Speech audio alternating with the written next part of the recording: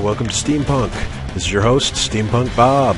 Now, as you probably picked up in the Dead Pixels episode, I'm a big fan of Mega Man and games similar to that. You know, jumping, shooting, dodging moves, preparing for showdowns with bigger and bigger bosses. Nothing quite like it. So it's Thanksgiving 2012, and I'm looking through the goodies on sale. Ooh, Intrusion 2 looks like it could be interesting. Influenced by 16-bit, very good. Oh, and one of these reviews mentions that it compares well to Gunstar Heroes, which is one of my favorite action games of all time. Awesome! What I expected was Mega Man or Gunstar Heroes. What I got was physics! I drop in no context of where I'm intruding or why. Not even a little text blurb. For all I know, I'm playing as a bloodthirsty sociopath off his meds and out of his mind. Maybe this would make more sense if I played Intrusion 1, but somehow I doubt it. Anyway, I mean, have you been seeing the footage that I've been playing here? The action is just so slow. It doesn't feel right to me. I mean, let's compare it to something else. Shank 2. Look at this. Stuff is happening. And that was the beginning of the second level of Shank 2. This wasn't some sort of endgame boss rush or anything like that. That was just a normal day. But, you know, Shank was published by EA. Maybe they chipped in some extra resources. So, let's compare it to something indie. How about our inaugural episode, Hotline Miami? Look at this. In this 17-second clip, I killed 8 men and 2 dogs. And in Intrusion, I'm just slowly picking on one enemy at a time, and then I move on to a new area. Wait a second. Maybe Intrusion 2 is what Hotline Miami looks like after the cocaine wears off. The psychopathic behavior makes sense now.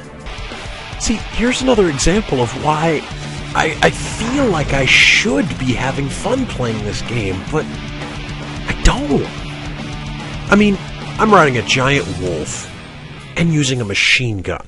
The only way this could be cooler is if the wolf had laser eyes and rocket boots. But it's just so stiff to control. It just doesn't feel right. I know I'm saying that a lot, but it just doesn't. You know what? Let's get even more extreme on my feelings here. You know what's a more fun action game to me than Intrusion 2? Reciteer. Yeah, Reciteer. Remember that game in episode 3? The one where adventuring is a completely side thing you don't even have to do?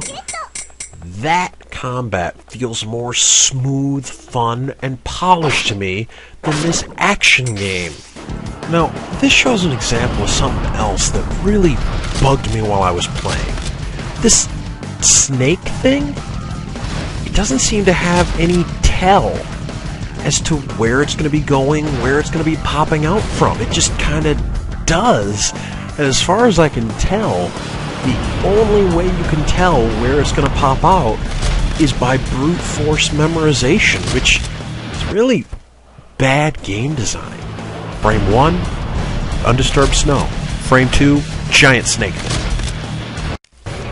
Now, once again, I admit, maybe I'm doing something wrong here. Maybe I'm playing it wrong, maybe I missed something, maybe it's only fun once you turn on super hard difficulty, but I just don't see how something can be said to be on par with one of my favorite action games of all time, yet be something I find so dull. I don't know, but if you want a solid, intense action game, then the examples I brought up earlier, Shank 2 or Hotline Miami, I would wholeheartedly recommend them above Intrusion 2. I feel bad bashing on a game that was apparently made by one guy, but I just don't have fun with this game. Anyway, till next time, this is SteamPunk Bob, out.